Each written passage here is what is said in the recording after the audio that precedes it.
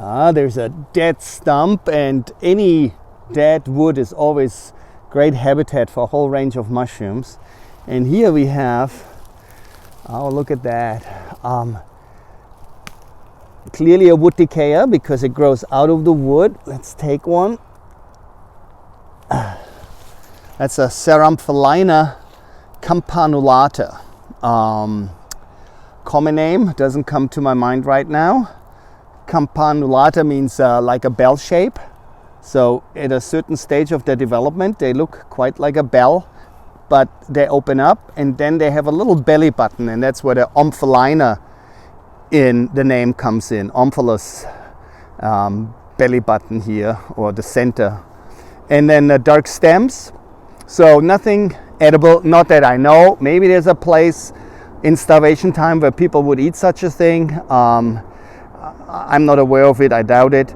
But always on dead wood and big fruitings, hundreds of them. And if you catch them in the right moment, quite impressive big fruitings. Ceramfolina Campanulata. And then what else? Oh, down here we have a little lepioid mushroom. So just like we've seen some others already today, I'm trying to get, oh, it grows out of wood. Beautiful dark center here, and a faint ring still on the stem, white spored, fragile. That is a Lucocorpinus brevissonii. Nothing anybody would or should bother to eat. I know if we were talking about birds, would we always have to say edible or not? Or we have to do that with the mushrooms, huh? Yeah. Well, because that's how people connect. They do, because so many people like to eat mushrooms. But birds are good. I like chicken. Yeah, but you don't like eagle, do you? I haven't had it served yet, and I Good. probably... If you did, don't say anything about it. I see. Now, that would be probably not all right. Anyway, so, gee, you're going right away to eagles. But good you didn't ask me if I hadn't eaten any robins. So, fragile little beautiful guy with a very dark center and fine scales on the cap. So, and slender, elegant mushroom. And talking about elegant mushrooms, here we have a nice little group, not growing out of moss, but growing out of a cone. So there's a whole, the cones are a whole ecosystem for a bunch of fungi that just live off digesting these cones. Here we have a Douglas fir cone, quite old. And out comes these little marasmus-like fungi, probably Strobilurus tussilatus. So cone parachutes we could make up in English. And the funny thing is, when we don't have much moisture, the cones are very good in retaining the moisture. And so we have all these little spots in the forest where we have like 3, 4, 7, 10 of these tiny little white mushrooms, and you know there's a cone down below. So always one of the earliest mushrooms, because the cones are so good in catching water, and then the mushroom will dare to fruit, because the fungus is there all the time, but growing the fruiting bodies, the mushroom will only do when it feels secure that there's enough moisture, humidity, not too hot, so the conditions gotta be right to go for the reproductive adventure. I'm not gonna make any human correlations at that point here. Ooh, look at these guys. Such little beauties, and the red color, you know, that is the bleeding Mycena hematopus or bloodfoot. I think so. Yeah, let's see if we can extract some blood. Poor things always just get abused. We first admire them for a second and then we hurt them. Oh yeah, there's the blood coming out. So very few mushrooms actually have such a latex. Most of them would be milky caps, Lactarius. And so the other mushrooms, only very few do bleed, and Mycena hematopus is one of the very few ones. And you see different degrees, and some still fresh, and some already here in the state of decay. And you can see what a different dimension and size. Here we have a Shaggy Parasol. And to really show the whole spectrum of sides, I see this little group here. There is another of the Strobilurus on the cone, and just look at these guys. Wow. Yeah, that's when you want to take a nice picture of these guys, you spend half an hour with your macro, or I spent. So tiny little mushrooms. They are probably marasmius, but to identify these little things, you know, you gotta have patience, and definitely use a magnifying glass.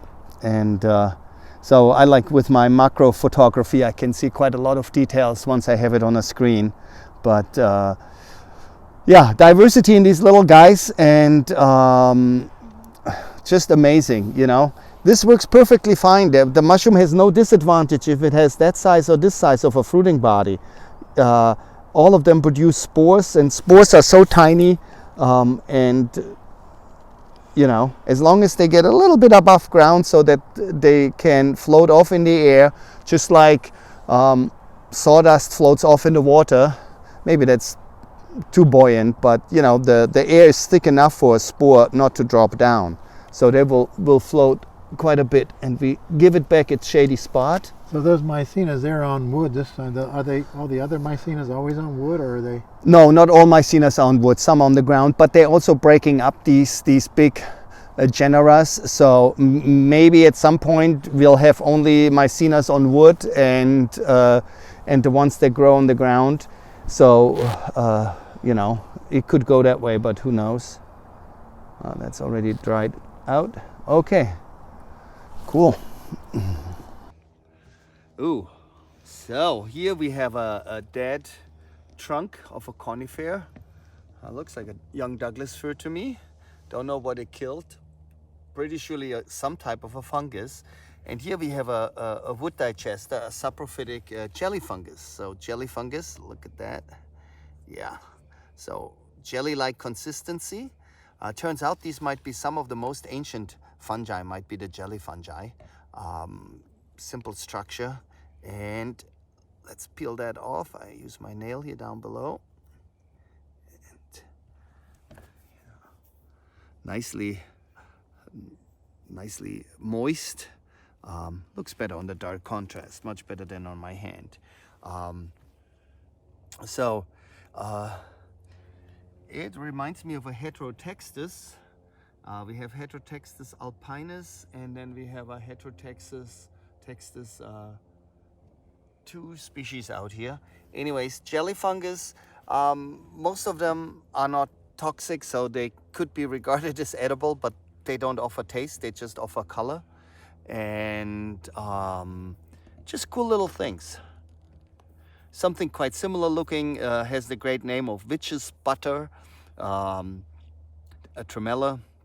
Yes, Dacrymyces. So we have a range of these little jelly fungi that are just fun to observe, and all of them wood decayers. Do you put peanut butter on them and eat them in a sandwich, or? The peanut butter might be tough to get stuck on there, you know. It's probably easier you have a peanut and the fungus, and then the peanut would overpower it because there's no taste. I just have a watery taste here, like a little bit like a gummy bear in water, not the 24-hour gummy bear that gets up to 2 feet, but there's a little bit of lemony taste too, but that could be the Douglas fir. Is there any toxic taste to it? That's the problem with toxicity, that there's usually no taste with toxicity, so we know tomorrow. I will have my lawyer talk to you. Shall I call you tomorrow to see if you're still there? You do.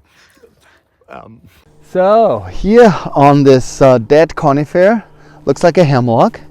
We have a bunch of conchs growing, and that looks probably like it's going to turn into the red-belted conch, formerly known as Phomitopsis pinicola, but now we have our own species out west here, Phomitopsis munsei, for a Canadian woman mycologist who I think did her dissertations about these Phomitopsis in the 1930s or 40s in Canada. So what we see here is really cool. See all these drops? This is not the rain. These are called guttation drops. And what they are their chemical defense system. So when these mushrooms are growing, and the white tissue tells you it is still differentiating, so it's still growing, and then it is quite sensitive. You know, it's not well protected. So the fungus puts out this liquid here, and that liquid contains all kinds of antibiotics or, you know, antibacterial, whatever. So all the immune system functions are in that liquid so that nothing can infect the conch while it is in this more exposed sensitive stage. Once it's older and it's protected fine, these guttation drops are much rarer. And often you can tell by tasting them, you can tell what kind of conch you have. Now these are actually quite watery, but often you can get a bitter taste, or you can get there's a lemony taste in a whole bunch of the conchs. So sour, bitter, you get all these tastes you can get out of the guttation drops. So, you know, just a beautiful little detail. These red-belted conchs are like probably the most active of our conchs breaking down conifer wood here in the forest. So it seems like every fallen conifer ends up with some of them.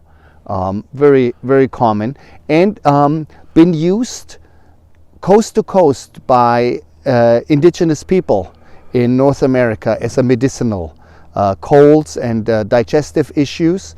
And I never heard about it as a medicinal being used in Europe, but in East Asia also, in traditional Chinese medicine, there's also been some use of Phomitopsis.